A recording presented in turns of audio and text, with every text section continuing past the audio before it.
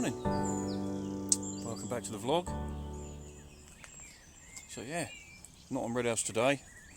Back on my Syndicate. So it's about 6:30 in the morning now. I've been here a good couple of hours, I think. Had a good look round. Decided to settle in a swim called Bentry. Got a nice north-north-easterly wind blowing in here today, and that's quite muggy, to be honest. It's going to be really overcast all day. It's a little bit misty as well, so yeah, pressure's about 1010, 1015, so it's not going to be too high. So yeah, I've just dropped into this corner here. It's a nice shallow section to my right hand side, and some nice margins as well. So yeah, got my brolly and everything set up. Using my brolly today. I'm only here for a short session, so just bought my brolly. Got the Mozzie screen on it. So yeah, I'm going to get my rods wrapped up, get them out, and then yeah, I'll come back to you in a bit.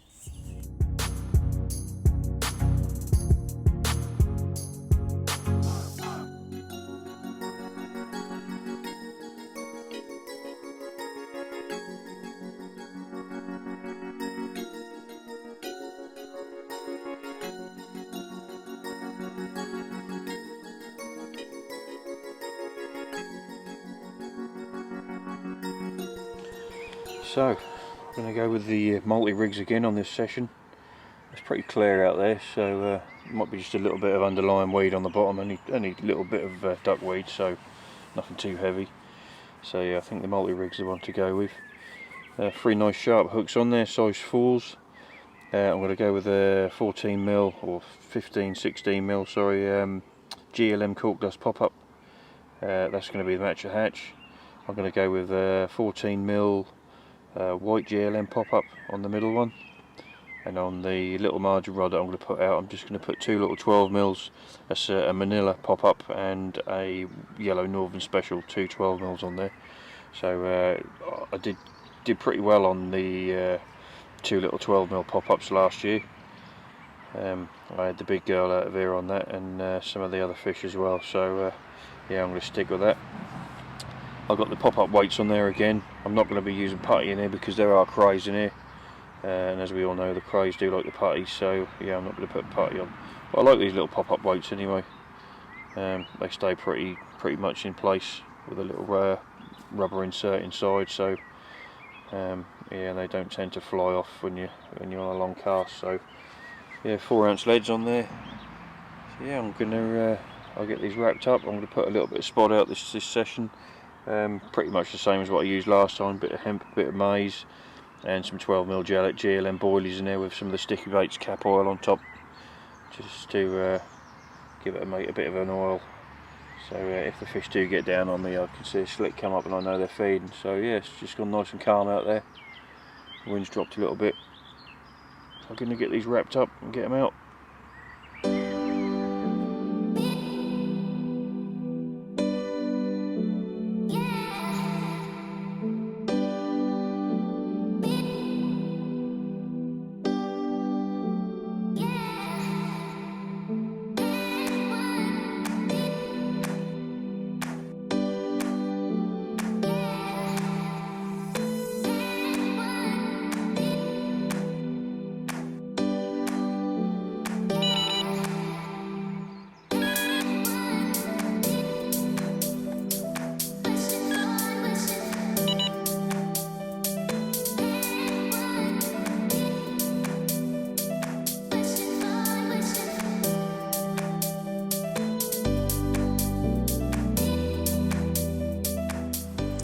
Have a little bit of a look around the lake, well, the end of the lake that I'm fishing anyway. So this is what we call the road bank. It's called the road bank simply because it's right next to a road. Along this other side of this fence here is a road, as you can probably hear the cars going past. It's not exactly a main road, but yeah, there's a few cars go up and down there in the daytime, which is a bit of annoying, but it gets to about 5:30, 6 o'clock and it starts quieting down. Everyone's gone home from work, so starts to quieten down. So yeah, this is road bank.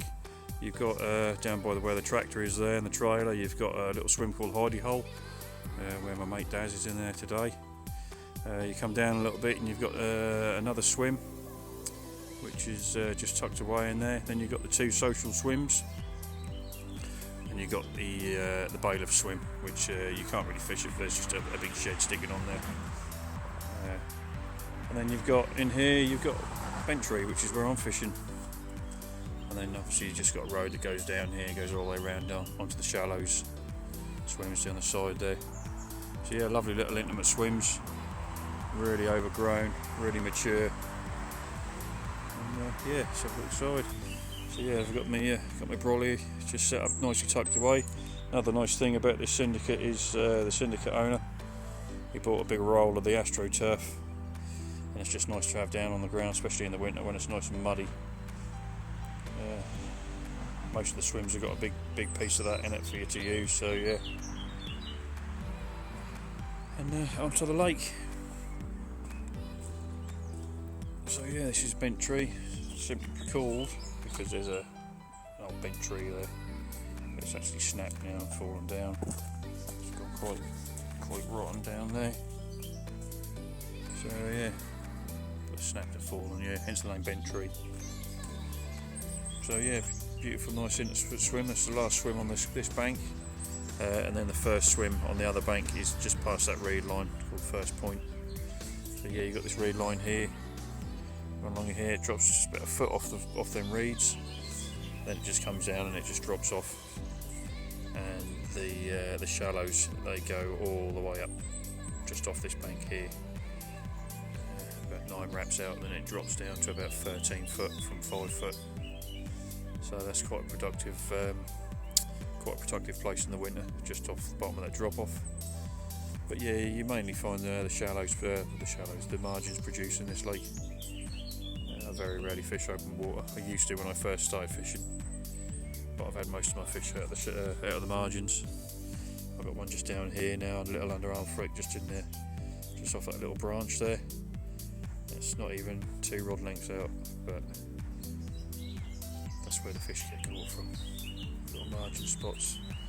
Hence the reason today I bought my little 9-foot scopes for me, little 9-foot 3.5 pound scopes, perfect for this lake. Coupled with the 5500 XTDs, perfect combination. So yeah, I've got 2 on there, and I just got the little one on its own just to the left there. And believe it or not, last week this lake was actually flooded so much that the water was right up here, so it was totally unfishable, because you got the Trent runs along that bank, behind that bank up there, and yeah, it really did come over. We had all that rain for a couple of weeks, so yeah, the Trent flooded. So you got the island over there, that produces fish as well. If I can brighten this up a little bit, the island produces fish as well. You got a little swim there called Oaks, so you can just fish to the back of the island. Just the other side as well, behind the island you've got a swim there, you can fish to the side of it, and you've just got a few swims down there. Lovely little swim in the corner there. I had some nice fish out of that swim as well in the corner. The swim I was fishing last year a lot is right up in the top corner here. There's a little bank along there, that's the first one off the car park. It comes along, then it juts out a little bit here, then it goes down what we call the toilet bank. And yeah, beautiful old estate lake. Stock wise, supposedly 150 fish in here. It's an 11-acre lake. Stock's questionable, I think. You do get a lot of repeat captures, so but obviously it's not as low stock as Red House, because Red House is a lot bigger, it's twice the size as this. So yeah, the conditions look bang on today, to be honest. It's still really warm and muggy.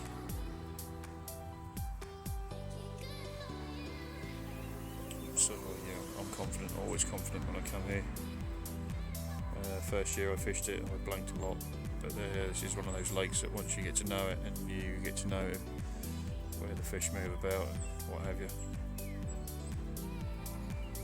My lad fishes this swim a lot, and he's had a lot of fish out of here, so he's put me on his spots. So yeah, hopefully we'll have some fish. So I'm getting well and truly done by the mozzies today. Yeah, it's about 3 o'clock in the afternoon now. It's really warm and really muggy. There's hardly a breath of wind in the air. It's really still. So yeah, the mozzies are out in force. You can see it. I think you can see on my arm. There you go. Look, there's one bite there. Yeah, there's a few bites. So yeah, they're really on it. So one of the things I use. Let's get it out. Is the Savlon cream. So this is no ordinary Savlon cream. This is the one for insect bites. So yeah, Savlon dual action. If you get bite, just put some of that on it, and it'll just stop it from itching straight away. It's really good. It's kind of an antiseptic cream, but it also stops it from itching. So, and that's what makes mozzie bites worse, when they bite you and then you start itching it and then you start irritating it. So yeah, that's what I use, the Savlon. And also, let me just flick the camera around. I use the Citronella candles. Now I know I've got my mozzie screen with me today, but I haven't got it zipped up at the moment, simply because I don't want to be sat in my brolly. I want to be moving about outside. So what I do is I get the Citronella candles. Now I think these are probably the best thing yet. I've tried no end of the other things. I don't really want to be sat here with mosquito repellent on me, because that's not good for you, especially the stuff with the DEET in it. It's not really very good for you. So yeah, I like to have these candles burning. Now I put 3 on. These are the tea lights. You can get 50 of these off Amazon for £5.20, and if you've got Amazon Prime, obviously you're getting free delivery as well. So I'll put a link down in the description, and you can, if you click on that link, that'll take you straight to these, and you can buy some. But yeah, it takes a bit of a while for them to take effect. Obviously, as soon as you light them, the mosquitoes don't stay away straight away. It takes a little bit of a time to get the actual Citronella scent in the atmosphere inside your bivvy. So yeah, it takes about 15-20 minutes, I suppose. But these candles are burning for a good few hours. So yeah, they're the best thing I've ever found for anti-mosquitoes. So yeah, just light them. And what I also use is the old line tin. I've got a Fox Exocet one there. The tin that I've had a line in, just use that and then put them in it, and then when you want to use them, just light them inside the tin, and it obviously keeps the wind off them as well. So yeah, mozzie's pain in the arse, but that's just one of the things we have to deal with, isn't it? Like I say, I've got my mozzie screen on, and I'll put that on later, but at the moment I'm moving about in my bivvy, and I want to watch the water as well. So yeah, Citronella candles. You can buy the big ones as well, but I find these ones a lot better because they're a lot easier to move about and carry with you. And like I say, I've got 5 in there. I've got 3 I like, but I've got the whole pack I bought with me in another bag. So when I run out of these ones, I'll just replace them. So I think I'm going to go for a bit of a rig change. On the left-hand rod that's in the margin just to the left here, it's only about a rod length and a half out. And it's really clean and gravelly down there. I felt it down when I put it out a little while ago, and it went round dink dunk, and a real gravelly feel to it. So well, at the moment I've got a combi rig on there, or a multi rig on there, sorry, with just a single 12mm pop up on it, and a yellow pop up, and I think it might be a bit blatant. So what I'm going to do is I'm just going to put, because all I'm feeding over the top of that is just a little bit of maize and a little bit of hemp. So I think what I'm going to do is I'm going to change to a bottom bait rig. So I've got a size 6 DX curve here with the little piece of shrink tube right at the top, just to keep that, so that hook's nice and in line there with the hair, and I just got a small kicker on it as well. And you'll see, even without any weight on there, even without any bait on there, that hook turns and catches. He says, okay. That hook will turn and catch, even without any bait on there. It'll turn and catch. So once I put a piece of, a few pieces of maize on there, so I'm just going to be real maize going on there, not plastic stuff.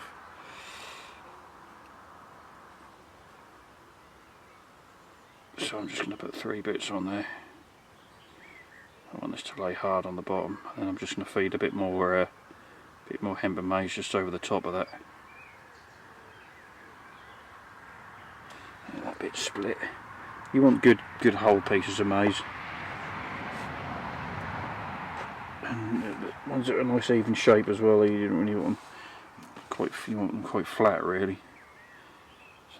I'll do, like I say, I've left quite a long hair on that, so we should be able to get three pieces of maize on there.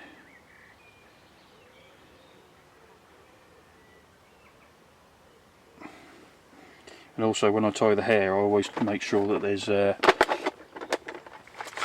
quite a decent knot, quite a long way down, so there's quite a long loop so the maize can sit on it. Otherwise it just pulls up and down and yeah, it don't sit right. So I'm going to use one of these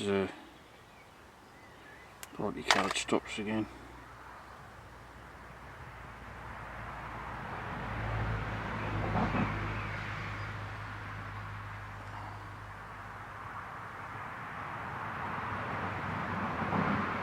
There you go.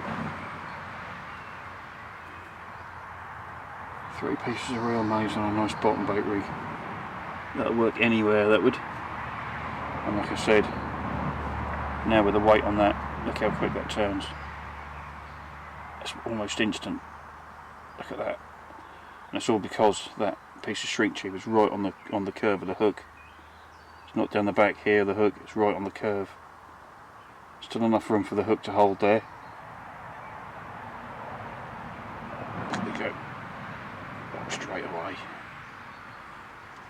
So yeah, on the old quarter camo. So yeah, let's get that on and get that out again.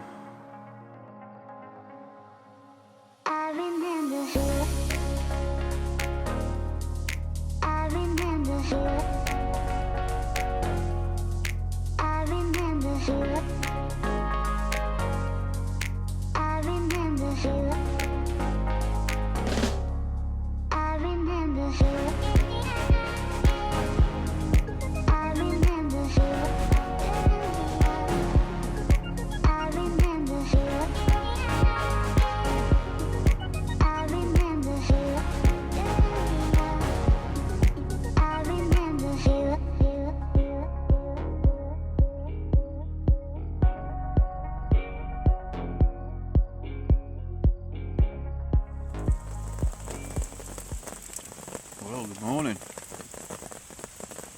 What a shitty morning it is. Don't think they forecast this.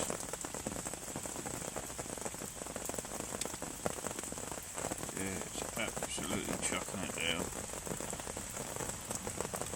And I just had a tench, which is not the most exciting thing. It was exciting when the alarm was going off.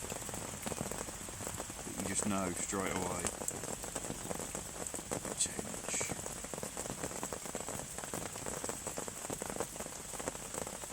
So yeah, should have bought my wrap for my brolly.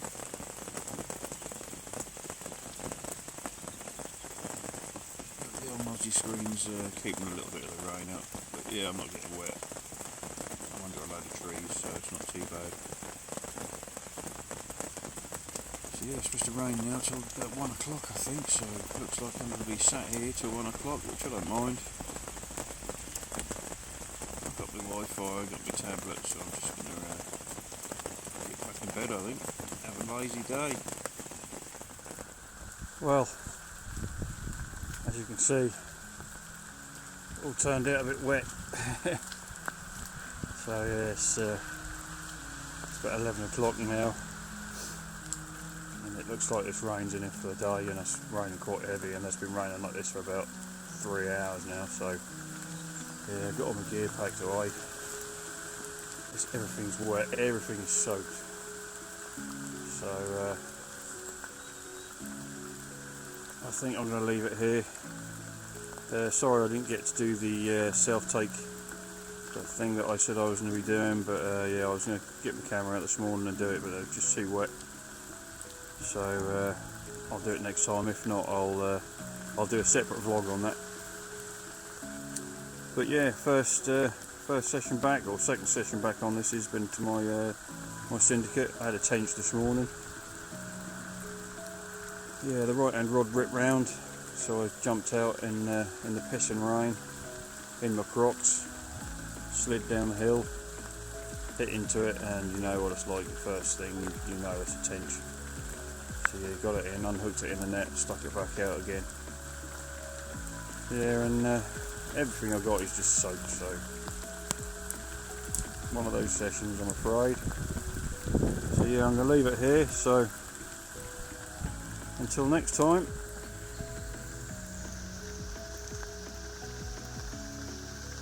So another blank to end the session with. Well, I say a blank, I had a tench. It wasn't one of the big ones either, that was about 4 or 5 pounds, so yeah, you know what it's like, get up in the morning and hit into a tench, especially when it's pissing down the rain. So yeah, all the gear's in the car now, everything is soaked, dripping in the back of my car. Lucky I've not forgot a waterproof cover in the back, so hopefully it won't do any damage to the car. So yeah, pissing it down, as you can see. So I'm now going to go home, have a nice warm shower, get my gear in the shed. Hopefully when I get home from work tomorrow night, that'll be nice and dry outside, so I can get it all out and dry it out. So yeah, once again, thanks for all my subscribers. I've got over to 325 now, and thanks for everyone who's liked my videos, and all the comments I've been getting as well have been really good, really encouraging. Really surprised that people are enjoying my vlogs, even though I hadn't had any fish to show. But again, you know, I'm just trying to show the real side of carp fishing. You know, perhaps one day I'll go to somewhere like Drayton Reservoir or something and have 100 fish in a day. But yeah, that's just boring. So until next time, cheers.